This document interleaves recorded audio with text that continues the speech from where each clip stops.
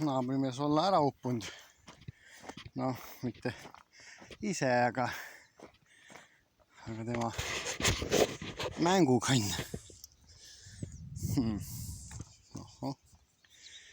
Vesi, muda.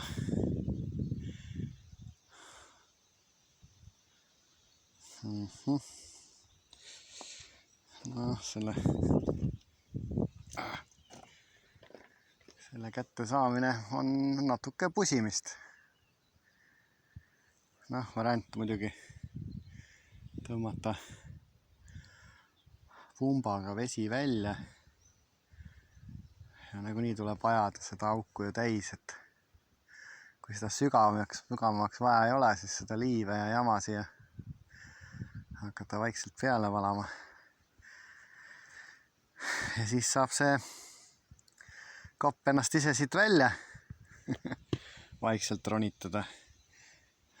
Paras nikerdamine on rõõmu.